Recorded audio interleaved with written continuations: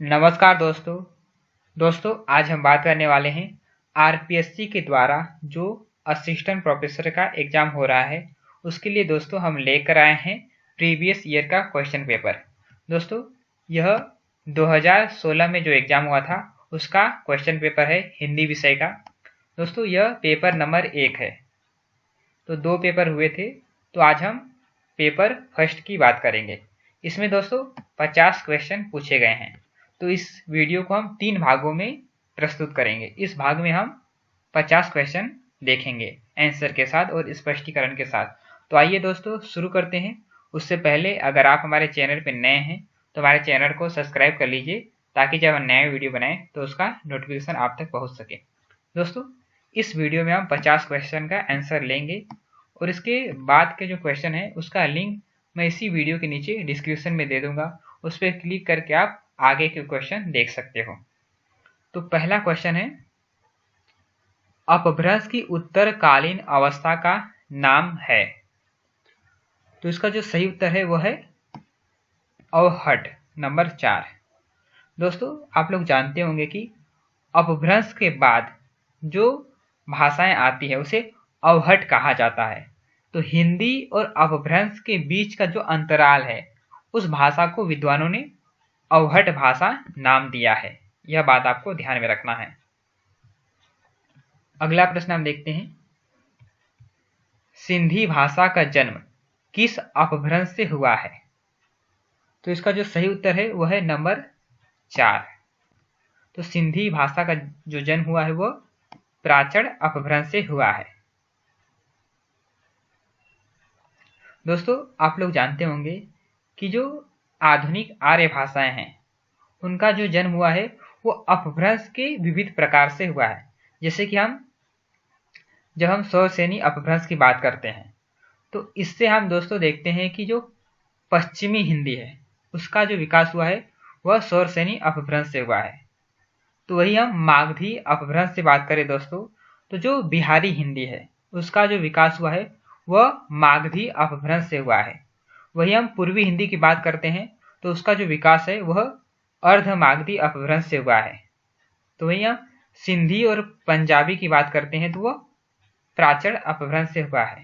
दोस्तों इसके ऊपर हमने एक वीडियो बनाया था जिसमें हमने देखा था कि आधुनिक आर्य भाषाओं का विकास कैसे हुआ है। अगर आपने वह वीडियो नहीं देखा है तो उसका लिंक मैं इसी वीडियो के नीचे डिस्क्रिप्शन में दे दूंगा। उस पर क्लिक करके आप वो वीडियो को देख सकते हो। अगला प्रश्न हम देखते हैं, चंद्रधर शर्मा गुलेरी ने साहित्यिक अपभ्रंश को किस नाम से पुकारा है।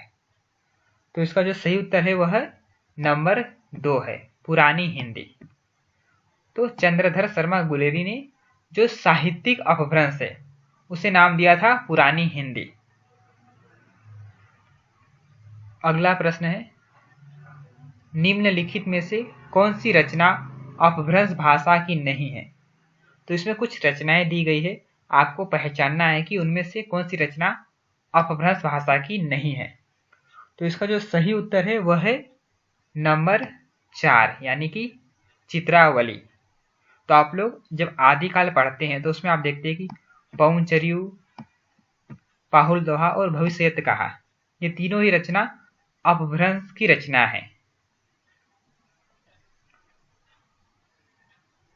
तो स्वयंभू की जो रचना है वो पौंचर्यु है, फिर राम सिंह की रचना जो है वह पाहुल दोहा है, धनपाल की रचना है भविष्यत कहा, और चित्रावली जो है वह उस्मान कवि की रचना है।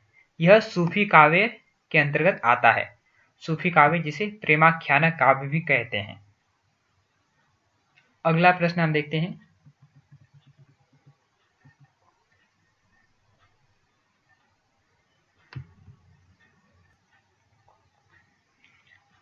संविधान के किस अनुच्छेद में संघ की राजभाषा के रूप में हिंदी और देवनागरी लिपि को मान्यता दी गई है। तो इसका जो सही उत्तर है वह है नंबर 3 यानी कि 343 में 343 जो अनुच्छेद है उसमें संविधान की जो संघ की भाषा है वह राजभाषा के रूप में हिंदी और देवनागरी लिपि को मान्यता दी गई है। दोस्तों, जो संविधान में हिंदी भाषा को लेकर प्रावधान दिए गए हैं वह 343 से लेकर 351 तक इसमें दिए गए हैं, जिसमें राजभाषा हिंदी से संबंधित महत्वपूर्ण जो अनुच्छेद है वह रखे गए हैं। तो यह बात आपको ध्यान में रखनी है कि 343 से 351 तक यह अनुच्छेद रखे गए हैं। अगला प्रश्न हम देखते हैं, निम्नलिखित में से मानक हिंदी का आदर्श एवं मानक क्षेत्र है। तो इसका जो सही उत्तर है वह है नंबर 2, मेरठ। तो जो मानक हिंदी का आदर्श एवं मानक क्षेत्र है वह कहाँ है, तो मेरठ को माना जाता है। तो अगला जो प्रश्न है, निम्नलिखित में से कौन अवधी भाषा का कवि नहीं है। तो इसमें कुछ कवि दिए गए हैं जिनमें से आपको पहचानना है कि कौन से कवि ने अवधी भाषा में रचना नहीं की है। तो दोस्तों, आप लोग जानते होंगे कि जायसी जो है वो सूफी कवि हैं और इनका जो पद्मावत है वह अवधी भाषा में लिखा गया है। फिर कुतुबन भी जो सूफी कवि है, इनका जो मृगावती है वह भी सूफी काव्य है और अवधी भाषा में लिखा गया है। उस्मान जो कि सूफी कवि है और इनकी रचना का नाम है चित्रावली, यह भी अवधी भाषा में लिखा गया है। जो अंतिम बचते हैं नंददास। तो नंददास ये कृष्ण भक्ति के जो अष्टछाप कवि हैं उनमें आते हैं। तो अष्टछाप कवियों में सबसे उम्र की दृष्टि से सबसे छोटे जो कवि हैं वो है नंददास, और इनकी जो भाषा थी वो ब्रज भाषा थी, क्योंकि इनका संबंध कृष्ण भक्ति शाखा से है। और आप लोग जानते होंगे कि कृष्ण से संबंधित अधिकतर जो काव्य लिखे गए हैं वो ब्रज भाषा में ही लिखे गए हैं, इसलिए नंददास जो है वो अवधी भाषा के कवि न होकर ब्रज भाषा के हैं। तो इसका सही उत्तर है नंबर 4। अगला प्रश्न हम देखते हैं, जॉर्ज ग्रियर्सन ने किस भाषा को अंतर्वेदी का नाम दिया है। तो इसका जो सही उत्तर है वह है नंबर 2, ब्रज भाषा। तो जॉर्ज ग्रियर्सन ने ब्रज भाषा को अंतर्वेदी का नाम दिया है। अगला प्रश्न हम देखते हैं, हिंदी और उर्दू के बीच की सरल भाषा कहलाती है। तो इसका जो सही उत्तर है वह है नंबर 1, यानी कि हिंदुस्तानी। दोस्तों, हिंदी और उर्दू के बीच की जो सरल भाषा है हिंदुस्तानी कहते हैं। हिंदुस्तानी भाषा में दोस्तों हिंदी और उर्दू इन दोनों के शब्दों का प्रयोग रहता है, इसलिए इसे हिंदुस्तानी कहते हैं।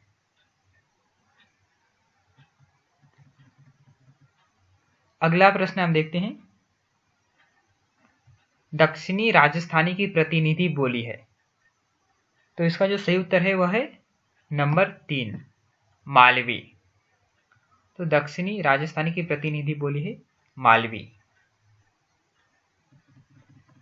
अगला प्रश्न है, निम्नलिखित में से पश्चिमी हिंदी की बोली कौन सी नहीं है। तो दोस्तों, आप लोग जानते होंगे कि पश्चिमी हिंदी के अंतर्गत 5 बोलियां आती है। खड़ी बोली हिंदी, ब्रजभाषा, कनौजी, हरियाणवी और बुंदेली। तो जो बघेली है यह पश्चिमी हिंदी में नहीं आती है, यह पूर्वी हिंदी में आती है, इसलिए इसका जो सही उत्तर होगा वो नंबर 4, बघेली। अगला प्रश्न है, अपभ्रंश एवं ब्रजभाषा के योग से कौन सी भाषा बनती है। दोस्तों, यह आदिकाल के ऊपर प्रश्न पूछा गया है। आप लोगों ने पढ़ा होगा कि आदिकाल की एक विशेषता है डिंगल और पिंगल भाषा। तो इसका जो सही उत्तर है वह है नंबर 1। तो अपभ्रंश और ब्रजभाषा के योग से पिंगल भाषा बनती है, जो कि आदिकालीन रचनाएं ज्यादातर डिंगल और पिंगल भाषा में लिखी गई हैं। तो अपभ्रंश और ब्रजभाषा के योग से पिंगल भाषा बनती है, और अपभ्रंश और राजस्थानी भाषा के योग से डिंगल भाषा बनती है। तो यह बात भी आपको याद रखना है कि अपभ्रंश और राजस्थानी भाषा के योग से कौन सी भाषा बनती है, तो डिंगल भाषा बनती है। और आदिकाल में जितने भी वीर रसपूर्ण कविताएं लिखे गए हैं वह ज्यादातर डिंगल भाषा में लिखे गए हैं, क्योंकि डिंगल भाषा में अपभ्रंश एवं राजस्थानी भाषा का योग देखने को मिलता है। तो इस प्रश्न का सही उत्तर है नंबर 1, अपभ्रंश एवं ब्रजभाषा के योग से पिंगल भाषा बनती है। अगला प्रश्न हम देखते हैं, निम्न में से कौन सा हाड़ौती बोली का क्षेत्र नहीं है? तो इसका जो सही उत्तर है वह है नंबर 3, धौलपुर। अगला प्रश्न है, कौरवी का संबंध किस उपभाषा से है? तो इसका जो सही उत्तर है वह है नंबर 1, तो खड़ी बोली को ही कौरवी भी कहते हैं। तो यह बात आपको ध्यान में रखना है। कभी कभी प्रश्न आते हैं कि खड़ी बोली हिंदी को और कौन सी नाम से जाना जाता है? तो खड़ी बोली हिंदी को कौरवी भाषा नाम से भी जाना जाता है। तो खड़ी बोली हिंदी किस में आती है? तो पश्चिमी हिंदी में आती है। तो इसलिए कौरवी भी किस में आएगी? पश्चिमी हिंदी में। अगला प्रश्न है, देवनागरी लिपि का विकास किस प्राचीन लिपि से हुआ है? तो इसका जो सही उत्तर है वह है नंबर 3, तो देवनागरी लिपि का जो विकास है वह कुटिल लिपि से हुआ है। कुटिल लिपि, ये आप लोग लिपि का जब विकास देखते हैं तो उसमें आप लोगों ने देखा होगा कि उसमें खरोष्टी लिपि, ब्राह्मी लिपि, फिर उसके बाद गुप्त लिपि आती है, फिर कुटिल लिपि आती है, फिर नागरी लिपि। इस प्रकार से लिपि का विकास हुआ है। तो यह देवनागरी लिपि का विकास किस प्राचीन लिपि से हुआ है? तो कुटिल लिपि से। अगला प्रश्न है,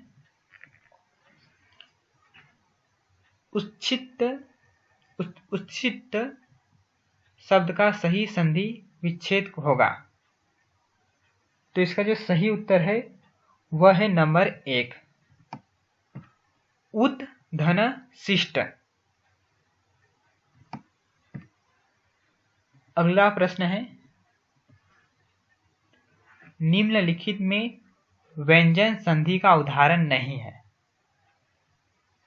तो इसका सही उत्तर है नंबर 4, तो पुरस्कार व्यंजन संधि का उदाहरण नहीं है। अगला प्रश्न है, निम्नलिखित में कौन सा पद बहुव्रीहि समास का उदाहरण है? तो इसका सही उत्तर है नंबर 1, मुरारी। अगला प्रश्न है, कौन सा शब्द अभी उपसर्ग से निर्मित नहीं है? तो इसका सही उत्तर है नंबर 4, तो अभी जो उपसर्ग है इससे निर्मित शब्द नहीं है अभिन्नता। अभिशाप, अभिभाषण, अभिमान, यह अभी उपसर्ग से निर्मित है और अभिन्नता निर्मित नहीं है। अगला प्रश्न है, निम्नलिखित शब्दों में प्रत्यय रहित शब्द है। तो इसका सही उत्तर है नंबर 3, किताब। तो किताब जो है वो प्रत्यय रहित शब्द है। अगला प्रश्न है, निम्न में से संयुक्त वाक्य का चयन कीजिए। तो इसमें कुछ वाक्य दिए गए हैं, उनमें से आपको पहचानना है कि संयुक्त वाक्य कौन सा है। आप लोगों ने जब वाक्य के प्रकार पढ़ते हैं तो उसमें सरल वाक्य, संयुक्त वाक्य और मिश्र वाक्य आपने पढ़ा होगा। तो उसमें ये पूछा गया कि इसमें सरल वाक्य का चयन करना है आपको। तो इसका जो सही उत्तर है दोस्तों वह है नंबर 3, मैं कश्मीर गया था और वहां से फल ले आया। यह जो है वह संयुक्त वाक्य है। मैं कश्मीर गया था और वहां से फल ले आया, यह संयुक्त वाक्य है। इसके ऊपर दोस्तों अगर आप चाहेंगे तो हम अलग से वीडियो बना सकते हैं। आप कमेंट बॉक्स में लिख के बताइए कि आपको इसके ऊपर अलग से वीडियो चाहिए, तो हम उसके ऊपर भी जरूर वीडियो बनाएंगे। अगला प्रश्न है, वर्तनी की दृष्टि से कौन सा शब्द शुद्ध है? तो इसका जो सही उत्तर है वह है नंबर 4, संन्यास। तो यह संन्यास जो है वो शुद्ध है, और बाकी जो तीनों शब्द है वह अशुद्ध है, क्योंकि जैसे कि आप लोग जानते होंगे कि आशीर्वाद है, तो आशीर्वाद में जो ये र की मात्रा है ये व पे नहीं होती है, ये यहाँ पर होती है। तो इसी तरह ये तीनों ही जो वाक्य है, वो तीनों ही जो शब्द हैं वो गलत है, तो संन्यास शब्द इसमें सही है। अगला प्रश्न है, निम्नलिखित में से कौन सा शब्द अशुद्ध है? तो इसका जो सही उत्तर है वह है नंबर 1, तो पूज्यनीय, यह अशुद्ध शब्द है। अगला प्रश्न है, निम्नलिखित में से कौन सा शब्द शुद्ध है? तो इसका जो सही उत्तर है वह है नंबर 1, लघुत्तर। अगला प्रश्न है, रमणीयार्थ प्रतिपादक शब्द काव्यम उक्ति किस आचार्य की है? तो इसका जो सही उत्तर है वह है नंबर 4, पंडितराज जगन्नाथ। दोस्तों हमने एक वीडियो बनाया था काव्य शास्त्र के ऊपर, जिसमें हमने देखा था कि काव्य की क्या परिभाषा है संस्कृत के आचार्यों के अनुसार। अगर आपने वह वीडियो नहीं देखा है तो हमारे चैनल के प्लेलिस्ट में जाके काव्य शास्त्र से संबंधित कई वीडियो हमने बनाए हैं, उन वीडियो को आप देख सकते हो। अगला प्रश्न हम देखते हैं, आचार्य दंडी ने काव्य हेतु किसे माना है? तो इसका जो सही उत्तर है वह है नंबर 4, तो दंडी ने काव्य के हेतु क्या माने हैं? प्रतिभा, शास्त्र ज्ञान और अभ्यास। दोस्तों काव्य के 3 हेतु माने गए हैं, प्रतिभा, व्युत्पत्ति और अभ्यास। व्युत्पत्ति को ही कुछ लोग, जिसे दंडी, शास्त्र ज्ञान मानते हैं, तो कुछ लोग व्युत्पत्ति को निपुणता मानते हैं। तो काव्य के 3 हेतु माने गए हैं, प्रतिभा, व्युत्पत्ति और अभ्यास। दंडी ने कौन कौन से माने हैं? तो प्रतिभा माने हैं, और व्युत्पत्ति को इन्होंने नाम दिया है शास्त्र ज्ञान और अभ्यास। अगला प्रश्न है, कौन से आचार्य ने चतुर्वर्ग की प्राप्ति को काव्य का प्रयोजन माना है? तो इसका सही उत्तर है नंबर 1, यानी कि भामा। अगला प्रश्न है, जिस काव्य में केवल किसी एक घटना या अनुभूति का सरल वर्णन होता है वह कहलाता है? तो इसका सही उत्तर है नंबर 3,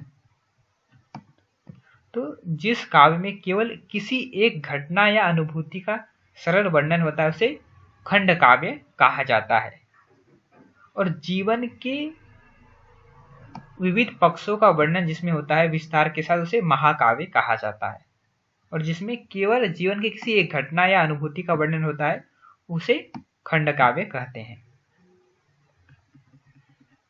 अगला प्रश्न है, भारतीय काव्य शास्त्र का प्राचीनतम ग्रंथ है? तो इसका सही उत्तर है नंबर 1, भरत मुनि का जो नाट्य शास्त्र है यह भारतीय काव्य शास्त्र का सबसे प्राचीनतम ग्रंथ है। अगला प्रश्न है, काव्य आत्मा की संकल्पनात्मक अनुभूति है जिसका संबंध विश्लेषण, विकल्प या विज्ञान से नहीं है, वह एक श्रेयमयी प्रेय रचनात्मक ज्ञान धारा है, यह कथन किसका है? तो यह कथन है जयशंकर प्रसाद का। तो यह जयशंकर प्रसाद की काव्य की परिभाषा है। तो आप लोगों ने पुस्तकों में पढ़ा होगा कि काव्य किसे कहते हैं, तो उसके अंदर जयशंकर प्रसाद की एक परिभाषा दी रहती है, काव्य आत्मा की संकल्पनात्मक अनुभूति है जिसका संबंध विश्लेषण, विकल्प या विज्ञान से नहीं है, वह एक श्रेयमयी प्रिय रचनात्मक ज्ञान धारा है। अगला प्रश्न है, काव्य शोभाकरान धर्मान अलंकारान प्रचस्यते, उक्त कथन किसका है? तो इसका सही उत्तर है नंबर 3, दंडी। तो यह दंडी की काव्य की परिभाषा है। अगला प्रश्न है, ध्वन्यालोक ग्रंथ के रचयिता हैं। तो इसका जो सही उत्तर है वह है नंबर 2, आनंदवर्धन। तो आनंदवर्धन जो है वह ध्वनि सिद्धांत के प्रवर्तक माने जाते हैं और उनके ग्रंथ का नाम है ध्वन्यालोक। अगला प्रश्न है, रस गंगाधर ग्रंथ के रचयिता है। तो इसका जो सही उत्तर है वह है नंबर 4, पंडित राज जगन्नाथ। यह रस गंगाधर के रचयिता माने जाते हैं।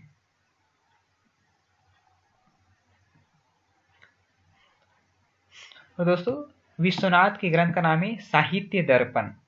भरत मुनि के ग्रंथ का नाम है नाट्य शास्त्र, जो हमने अभी देखा। और मनमट के ग्रंथ का नाम है काव्य प्रकाश।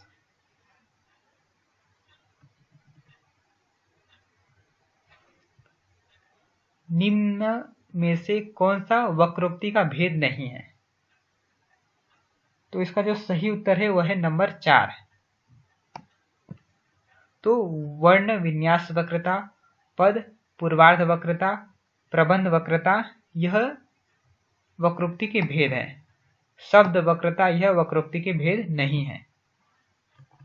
दोस्तों, 35 नंबर का क्वेश्चन जो है वह गलत होने के कारण आरपीएससी के द्वारा डिलीट कर दिया गया है। अगला प्रश्न हम देखते हैं, निम्नलिखित में से डॉक्टर नगेंद्र का ग्रंथ कौन सा है? तो इसका जो सही उत्तर है वह है नंबर 2, रस सिद्धांत जो है यह डॉक्टर नगेंद्र का ग्रंथ है। रस मीमांसा यह आचार्य रामचंद्र शुक्ल का ग्रंथ है। रसज्ञ रंजन यह महावीर प्रसाद द्विवेदी का ग्रंथ है। और साहित्य दर्पण यह विश्वनाथ का ग्रंथ है। तो आचार्य विश्वनाथ का ग्रंथ है साहित्य दर्पण, हमने अभी देखा था। अगला प्रश्न हम देखते हैं, ध्वनि के त्रिविध प्रकार निम्न में से कौन से हैं? तो इसका सही उत्तर है नंबर 1।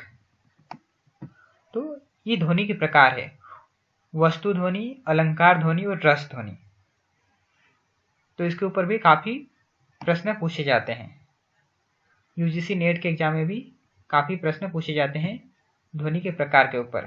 तो कुछ उदाहरण दे दिए जाते हैं और उसमें पूछा जाता है कि इनमें से कौन सी ध्वनि इसमें है, वस्तु ध्वनि, अलंकार ध्वनि और रस ध्वनि।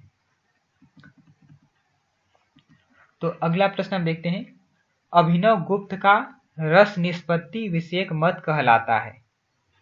तो इसका सही उत्तर है नंबर 2। तो अभिनव गुप्त का जो मत है उसे अभिव्यक्तिवाद कहा जाता है। तो अभिव्यक्तिवाद ये अभिनव गुप्त का मत है।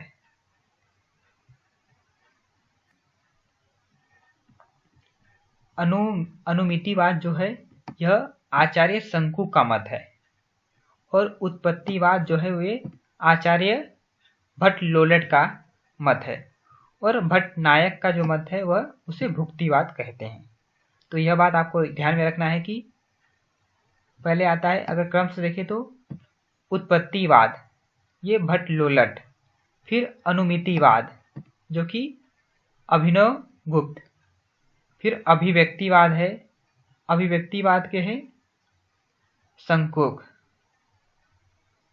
और भुक्तिवाद, माफ कीजिए, अभिव्यक्तिवाद के अभिनव गुप्त, अनुमितिवाद के शंकुक और उत्पत्तिवाद के हैं भट्ट लोलट और भट्ट नायक है भुक्तिवाद के।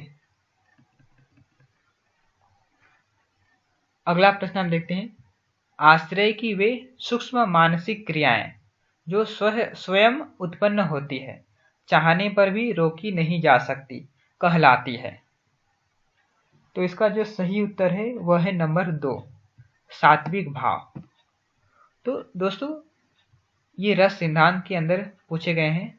तो आश्रय की वे सूक्ष्म मानसिक क्रियाएं जो स्वयं उत्पन्न होती है, चाहने पर भी रोकी नहीं जा सकती, तो क्या कहलाती है? सात्विक भाव। तो सात्विक भाव के अंतर्गत दोस्तों वे भाव आते हैं जो अपने आप उत्पन्न हो जाते हैं, उन्हें रोका नहीं जा सकता, जैसे कि आंसू आना, अश्रु, फिर कांपना, स्वेद, रोमांच, ये ऐसे भाव हैं जिसके ऊपर मानव का बस नहीं चलता। जैसे कि कोई अप्रिय घटनाएं घट जाना, तो आंसू आना या कपकपी निकलना, यह ऐसे भाव हैं जो अपने आप आते हैं, जिसके ऊपर मनुष्य का बस नहीं चलता है। ये सभी आश्रय की चेष्टाएं हैं, उसे कहते हैं सात्विक अनुभाव। ये सभी अनुभाव के प्रकार हैं। अगला प्रश्न है, भावत्व साधारणीकरण की उक्ति परिभाषा किसकी है? तो इसका सही उत्तर है नंबर 2, भट्ट नायक। अभी हमने देखा था इनके जो मत थे, जैसे कि आप यहाँ देख सकते हैं शंकुक, नायक, अभिनवगुप्त और भट्टलोलट, इनके मत हमने अभी देखे थे, अनुमितिवाद, अभिव्यक्तिवाद, उत्पत्तिवाद और भुक्तिवाद। अगला प्रश्न है, चित्र तुरुंग न्याय की अवधारणा का उपयोग किस आचार्य ने रस निष्पत्ति की व्याख्या में किया है? तो इसका सही उत्तर है नंबर 3, शंकुक। तो शंकुक ने चित्र तुरुंग न्याय की अवधारणा का उपयोग अपने रस निष्पत्ति की व्याख्या में किया है। अगला प्रश्न है, आचार्य रामचंद्र शुक्ल के अनुसार साधारणीकरण किसका होता है? कवि की अनुभूति का, सहृदय सामाजिक चित्त का, आलंबन धर्म का और विभावादि का। तो इसका सही उत्तर है आलंबन धर्म का। दोस्तों, तो आचार्य रामचंद्र शुक्ल ने साधारणीकरण किसका होता है तो मानते हैं आलंबन धर्म का, और कवि की अनुभूति का मानते हैं डॉक्टर नगेंद्र। तो कवि की अनुभूति का साधारणीकरण होता है ये डॉक्टर नगेंद्र मानते हैं। सहृदय के सामाजिक चित्त का ये श्याम सुंदर दास मानते हैं, और आलंबन धर्म का यह रामचंद्र शुक्ल मानते हैं। अगला प्रश्न है, हिमाद्री तुंग श्रृंग से प्रबुद्ध शुद्ध भारती, स्वयं प्रभा समुज्ज्वला स्वतंत्रता पुकारती, उपयुक्त पंक्तियों में कौन सा रस है? तो इसका सही उत्तर है नंबर 2, यह इस पंक्ति में वीर रस है। अगला प्रश्न है, आश्रय की वे चेष्टाएं जिनसे उनके हृदयगत भाव की सूचना प्राप्त हो क्या कहलाती है? तो इसका सही उत्तर है नंबर 2। तो आश्रय की वे चेष्टाएं जिनसे उसके हृदयगत भाव की सूचना प्राप्त हो वह अनुभाव कहलाती है। तो दोस्तों, अनुभाव वह होते हैं कि जिसके अंदर भाव जागे, जैसे कि नायिका को देखकर नायक के मन में प्रेम जागी, तो नायक क्या हुआ? आश्रय हुआ। तो उसकी चेष्टाएं क्या हुई? वह अनुभाव के अंतर्गत आती है। अगला प्रश्न है, तू दयालु दीन हो, तू दानी हो, भिखारी हो, प्रसिद्ध पातकी तू पाप पुंजहारी, उपयुक्त पंक्तियों में कौन सा रस है? तो इसका सही उत्तर है नंबर 3। तो इसमें भक्ति रस है। अगला प्रश्न है, सौंदर्यम अलंकार उक्ति किस आचार्य की है? तो इसका सही उत्तर है नंबर 2, वामन। ये वामन की परिभाषा है, सौंदर्यम अलंकार। अगला प्रश्न है, रुय्यक किस ग्रंथ के रचयिता हैं? तो इसका सही उत्तर है नंबर 2, अलंकार सर्वस्व।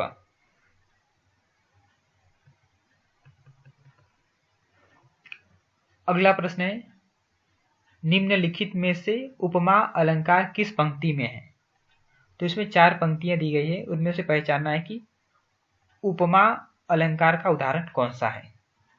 तो इसका सही उत्तर है नंबर 4, हंसने लगे तब हरि आहा, पूर्णेंदु सा मुख खिल गया। तो इसमें हम देखते हैं कि उपमा अलंकार है, क्योंकि ये कहते हैं कि हंसने लगे तब हरि आहा, पूर्णेंदु सा मुख खिल गया। तो इसमें हरि के मुख को किसका उपमा दिया गया है? तो पूर्णेंदु सा, यानी कि पूर्णेंदु के समान उनका जो मुख है वह खिल गया। तो जहां पर दो वस्तुओं की तुलना की जाए और समानता के आधार पर तुलना की जाए उसे कहते हैं उपमा अलंकार। अगला प्रश्न है, असुवन जल सिंची सिंची प्रेम बेली बोई, अब तो बेली फैल गई आनत फल होई। इन पंक्तियों में प्रयुक्त अलंकार है। तो इसका सही उत्तर है नंबर 3, इसमें रूपक अलंकार है। अगला प्रश्न है, जहां प्रशंसा के बहाने निंदा की जाए अथवा निंदा के बहाने प्रशंसा की जाए वहां कौन सा अलंकार होता है? तो इसका सही उत्तर है नंबर 4,